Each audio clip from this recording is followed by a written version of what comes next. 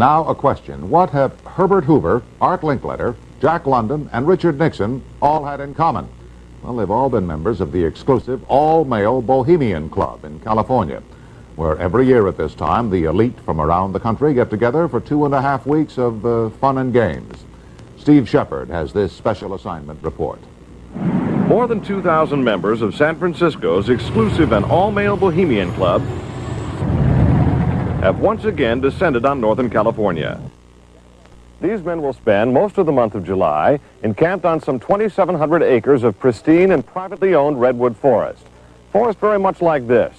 The place is called Bohemian Grove, and it's located just 80 miles north of San Francisco.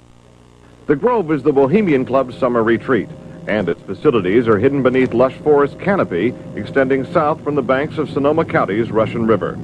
For more than a century, the camp has been a place where club members and guests from all across America gather to relax.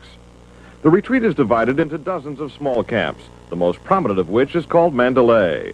Among its members are businessmen like Leonard Firestone and Edgar Kaiser, and political figures like Gerald Ford, Henry Kissinger, William French Smith, and George Shultz. President Reagan, Vice President Bush, and Defense Secretary Weinberger are members of other camps. Richard Nixon is a Bohemian, and so are high-ranking executives of such companies as Eastern Airlines, Standard Oil of Indiana, and Bank of America. For the most part, the men of Bohemian Grove are over 50, highly successful, and, according to many employees, politically conservative. Well, each year, many of them seem to have a stunt or try to come up with a stunt. Last year, in 1980, the popular button was Free the Fortune 500. Membership in the Grove is by invitation only and is determined by such factors as social standing, occupation, and personal connections. Privacy is one of the Grove's most cherished virtues. Members may not photograph, record, speak, or write about activities at the retreat. While many public officials are Grove members, the press is a distinctly unwelcome guest.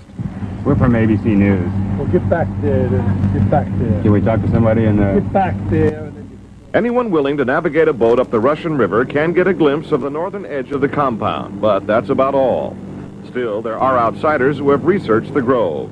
Sociology professor William Dumhoff found out enough to write a book on the place. Well, I think it's a playground for the powerful. It's a place where wealthy men from all over the United States gather for 2 weeks to relive summer camp with this ceremony called the Cremation of Care that begins the 2-week encampment where the body of dull care, symbolizing woes and concerns, is burned on an altar in front of a big owl statue.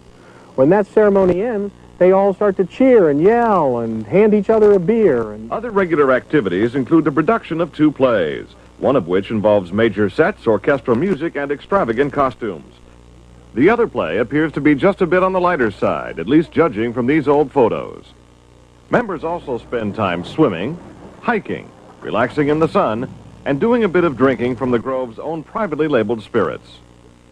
Like a boys' camp, the Grove has a symbol, in this case a somewhat fierce-looking owl.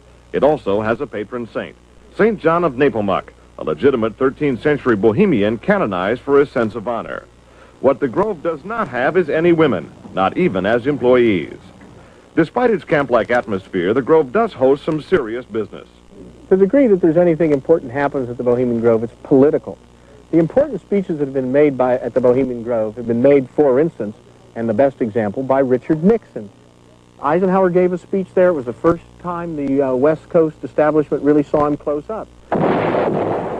Discussions at the Grove in the 1930s helped lead to the development of nuclear power and the atomic bomb. It was at the Grove in 1967 that Richard Nixon and Ronald Reagan hashed out differences over their presidential ambitions. Each year, guests like Henry Kissinger or Zbigniew Brzezinski address members on their areas of expertise. Presidential counselor Edwin Meese will be among this year's speakers. And each year, other guests come to the Grove simply to enjoy themselves. This year, CIA Director William Casey is a scheduled guest of John McCone, former CIA Director. Baseball Commissioner Bowie Kuhn has been invited as a guest of baseball owner Peter O'Malley. Despite the presence of so many notables, the Grove is not without its small headaches. Anti-nuclear demonstrators gathered near the entrance to the retreat this year to wave signs and chant slogans. The Grove is also facing a suit from the state of California because it refuses to hire women. Still, the Bohemian Grove seems in no danger of passing. Herbert Hoover called it the world's greatest men's party, and there is a list of powerful people waiting to get in on it. Steve Shepard, ABC News, San Francisco.